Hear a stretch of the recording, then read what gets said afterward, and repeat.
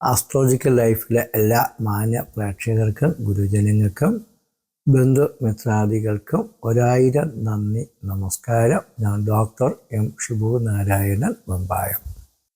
ശ്രീ കാലഭൈരവ സ്വാമി ക്ഷേത്രത്തിലെ അമാവാസി പൂജ രാവിലെ മുതൽ വൈകുന്നേരം വരെ അമ്പലത്തിൽ നടത്തിപ്പോരുന്ന എല്ലാ പൂജകളും കാണാനും ദർശിക്കാനും പ്രാർത്ഥിക്കാനും നിങ്ങൾക്ക് കഴിയുമെങ്കിൽ ഏറ്റവും വലിയ പുണ്യമായിട്ട് കണക്കാക്കാം. രാവിലെ മുതൽ വൈകുന്നേരം വരെ ക്ഷേത്രം തുറന്നിരിക്കും.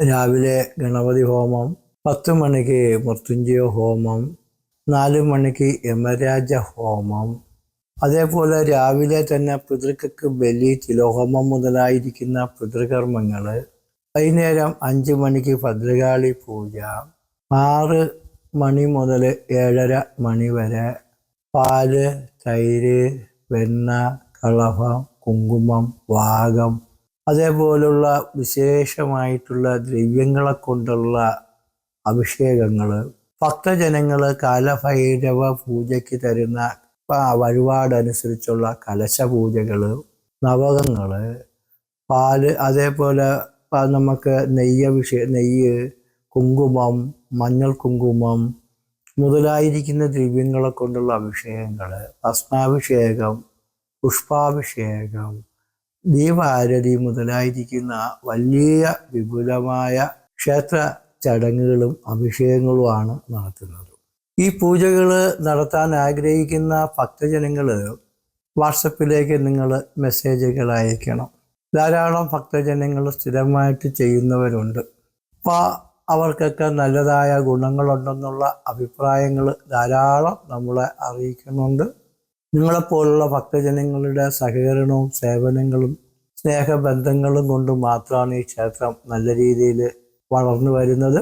അത് നിങ്ങളുടെ കുടുംബത്തിൽ പണ്ട് ദേവന്മാരെ ഉപേക്ഷിച്ചതും ആൾത്തറകൾ നശിച്ചതും അതേപോലെ ആചാരങ്ങൾ മുടങ്ങിപ്പോയിട്ടുള്ളതും ദേവഭൂമികൾ വിൽക്കുക, വാങ്ങിക്കുക, കൈവശപ്പെടുത്തുക, ഇതൊക്കെ കൊണ്ട് ദേവകോപം, ബ്രാഹ്മണശാപം, സർപ്പശാപം, പിതൃശാപം ഇതൊക്കെ കൊണ്ട് ദുരിതം അനുഭവിക്കുന്നവർക്ക് ഒരു അമ്പലം കെട്ടി പ്രതിഷ്ഠ നടത്തി പൂജ നടത്തി പെട്ടെന്ന് പരിഹാരം ഉണ്ടാക്കാൻ നിവൃത്തിയില്ലാത്തവർക്കൊക്കെ നിങ്ങളെ കുടുംബത്തിലെ ദേവന്മാരെ ആവാഹിച്ച് ഈ ക്ഷേത്രത്തിൽ സമർപ്പിച്ച് നിങ്ങൾക്ക് പ്രാർത്ഥനകളും നിങ്ങളെ കൊണ്ട് പറ്റുന്ന വഴിപാടുകളും പൂജകളൊക്കെ ചെയ്താൽ നമുക്ക് 7 തലമുറയോളമുള്ള ദോഷ ദുരിതങ്ങൾ 7 കൊല്ലം കൊണ്ടെങ്കിലും മാറി. കാരണം ദേവശാപ ദുരിതങ്ങളൊക്കെ വന്ന സപ്തജന്മനി രോഗീസ്യാൻ ദുഃഖഭാഗീജ ജായതേനാണ്. 7 തലമുറയോളം രോഗികളോ ദുഃഖികളോ ആയിത്തീരും. അങ്ങനെയുള്ള ദുരിതങ്ങൾ വർദ്ധിക്കും. നമ്മൾ മിടുക്കരാണെങ്കിലും നമ്മളെ പിള്ളേർക്കും സന്താന പരമ്പരയ്ക്കും നല്ല വിദ്യ, അറിവും കഴിവൊക്കെ നമ്മൾ അവർക്ക് കൊടുക്കാൻ കഴിഞ്ഞിട്ടുണ്ടെങ്കിൽ പോലും അവർക്ക് ഒരു ജോലിയിലും ഒരു രാജ്യത്തിലും ഒരു പ്രവൃത്തിയിലും ഒരു താല്പര്യമില്ലാതെ അവർ കുതിരയെ പോലെ പുറത്ത് ചാടി ഓടി നടന്നിട്ട് വീട്ടിൽ വന്ന് പാമ്പിനെ പോലെ ഒളിച്ചിരിക്കുമ്പോൾ നമുക്ക് പ്രയാസം തോന്നും. അപ്പോൾ സർപ്പദോഷങ്ങളുള്ളവർക്കാണ് ഈ ഓർത്തോ, ന്യൂറോ, ഗാസ്ട്രോ, സൈക്കോ പ്രോബ്ലങ്ങൾ, സ്ട്രോക്ക്, പാരാലിസിസ്, കോമ ഇതൊക്കെ വരുന്നതൊക്കെ സർപ്പദോഷം കൊണ്ടാണ്. അപ്പോൾ കുഷ്ഠം, ആപാദികാൻ രോഗാൻ, നേത്രപാത, ഭവാനവി, വിഷഭീതിഞ്ച നീജാനാം വിരോധം ഗുരുതേ പണിയുടെ കുഴപ്പം വന്ന കുഷ്ഠരോഗങ്ങൾ, കണ്ണിന് കാലിന് അസുഖങ്ങൾ, പാമ്പ് കടി, പേപ്പട്ടി കടി, വിഷഭയം, തേനീച്ച, കടന്തൽ, കൊതു ഇതുകളൊക്കെ കൊണ്ടുള്ള ഉപദ്രവങ്ങൾ, അതുകൊണ്ടുള്ള രോഗങ്ങൾ, അങ്ങനെ നമുക്ക് ബുദ്ധിമുട്ടുകളും, അതേപോലെ വിഷഭയം എന്ന് പറയുമ്പോൾ നമുക്കും ഇഷ്ടമില്ലാത്ത ആഹാരങ്ങളും പാനീയങ്ങളും ഒക്കെ കുടിച്ച് നമ്മൾ തന്നെ സ്വയം നശിച്ചു പോകുന്ന തരത്തിലുള്ള ജീവിത പരാജയങ്ങൾ, വിവാഹം നടക്കാൻ തടസ്സം, മക്കളുണ്ടാകാൻ തടസ്സം, ദുർമരണങ്ങൾ, അകാല മരണങ്ങൾ, അപകട മരണങ്ങളൊക്കെ കൊണ്ട് കുടുംബവും പരമ്പരയും നശിച്ചു പോകുന്നതാണ്. അപ്പം അതൊക്കെ നിങ്ങളെ ഭക്തി കൊണ്ട് മാറാവുന്നതാണ്. എങ്കിലും കുറേയൊക്കെ നമ്മൾ കുറേ കൂടെ ഇങ്ങനെയുള്ള ദുരിതങ്ങൾ മാറിക്കിട്ടുന്ന പ്രത്യേക ക്ഷേത്രങ്ങൾ, പൂജകൾ നടക്കുന്ന ചില പ്രത്യേക ക്ഷേത്രങ്ങൾ അപൂർവമാണ്. കാലഭൈരവ ക്ഷേത്രത്തിൽ നടത്തുന്നതെന്ന് വെച്ചാൽ എല്ലാ ദൈവങ്ങളും ഉള്ള ഒരു അമ്പലമാണ്. ഇവിടെ ബ്രഹ്മാവുണ്ട്, വിഷ്ണുവുണ്ട്, മഹേശ്വരനുണ്ട്. മഹേശ്വരൻ ദക്ഷിണാമൂർത്തി ഭാവത്തിലും ശരഭാമൂർത്തി ഭാവത്തിലും മൃത്യുഞ്ജയ മൂർത്തി ഭാവത്തിൽ ഒക്കെയാണ്. പിന്നെ ഗായത്രി ദേവിയുണ്ട്. 4 വേദങ്ങളിലും ഏറ്റവും പ്രധാനപ്പെട്ട വേദമായ ഋഗ്വേദം. ഋഗ്വേദത്തിലെ ഏറ്റവും വലിയ മന്ത്രമാണ് ഗായത്രി മന്ത്രം. ദേവന്മാരും ഋഷികളും മുനികളും ഒക്കെ ഭജിക്കുന്നതാണ് ഗായത്രി ദേവി. ഗായത്രിയുടെ പ്രതിഷ്ഠ നമ്മുടെ രാജ്യത്ത് വളരെ ചുരുക്കമായിരിക്കും. 5 തലയുള്ളതും 10 കൈയുള്ളതും ആയിരിക്കുന്ന ആ ഗായത്രി ദേവിയുടെ പ്രതിഷ്ഠ അവിടെ ഉണ്ട്. പിന്നെ ഹനുമാനുണ്ട്, ശാസ്താവുണ്ട്, മുരുകനുണ്ട്, നവഗ്രഹങ്ങളുണ്ട്, മാടൻ തമ്പുരാനുണ്ട്, കർണയക്ഷി, ആകാശയക്ഷി, യക്ഷിമാരുണ്ട്, ചാത്തസ്വാമിയുണ്ട്. അതേപോലെ പിതൃക്കൾക്ക് പ്രാധാന്യമുള്ള ഒരു അമ്പലവും കൂടെയാണ്. ബ്രഹ്മരക്ഷസ്, യോഗീശ്വരൻ, മന്ത്രമൂർത്തി, മർദാവ്, കന്യ മുതലായിരിക്കുന്ന പിതൃക്കൾക്ക് പ്രാധാന്യമുണ്ട്. നാഗർക്ക് എല്ലാ അമാവാസി തോറും നാഗരൂട്ടും ഉണ്ട്, സർപ്പപ്പാട്ടും ഊട്ടും ഒക്കെ ഉണ്ട്. അപ്പം ഇങ്ങനെ കർത്തവാവിൻ്റെ അന്ന് രാവിലെ തൊട്ട് വൈകുന്നേരം വരെ നടത്തുന്ന പൂജകളിലൊക്കെ നിങ്ങൾ പങ്കെടുക്കാൻ പറ്റുമെങ്കിൽ അത് ഏറ്റവും വലിയ പുണ്യമാണ്.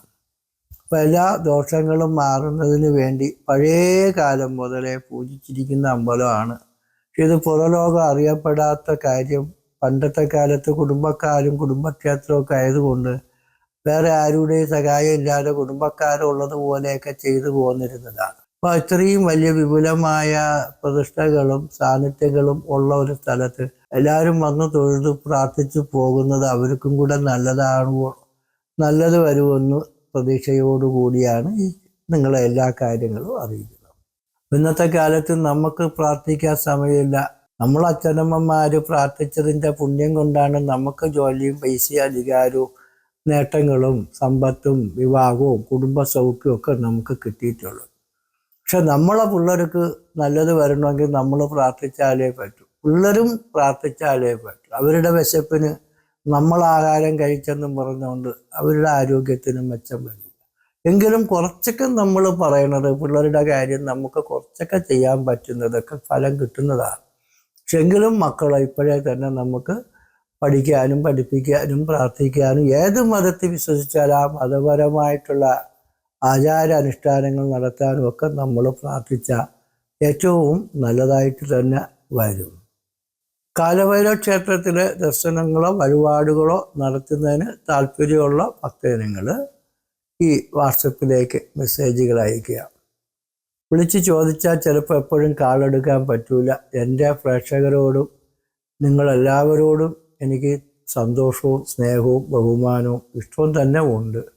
പക്ഷേ പലവരുടെയും ഫോൺ ചെയ്താൽ ഇപ്പോൾ അവരുടെ വിരോധവും നമ്മളെ വിരോധമാണ് ഉണ്ടാകുന്നത്. കാരണം വെച്ചാൽ നമ്മൾ ആഹാരം കഴിച്ചുകൊണ്ടിരിക്കുമ്പോൾ ഉറങ്ങിക്കൊണ്ടിരിക്കുമ്പോഴൊക്കെയാണ് ഓരോരുത്തരും ഓരോ കാര്യങ്ങൾ ചോദിക്കാൻ വിളിക്കുന്നത്. എന്ത് കാര്യം അറിയാൻ വേണ്ടിയാണെങ്കിലും നിങ്ങൾ വാട്സപ്പിലേക്ക് മെസ്സേജുകൾ അയക്കണം. ഫീസും തരേണ്ടതുണ്ട്. ചിലപ്പോൾ ഫീസിൻ്റെ കാര്യം പറഞ്ഞില്ല എന്ന് പറയും. അമ്പലത്തിലും പൂജയും വഴിപാടും നടത്തണമെങ്കിൽ മെസ്സേജ് അയച്ചാൽ മതി. അക്കൗണ്ട് ഡീറ്റെയിൽ എല്ലാം അയച്ചു തരാം. എല്ലാവർക്കും നല്ലത് വരട്ടെ എന്ന് പ്രാർത്ഥിച്ചുകൊണ്ട് നിർത്തുന്നു. നന്ദി, നമസ്കാരം.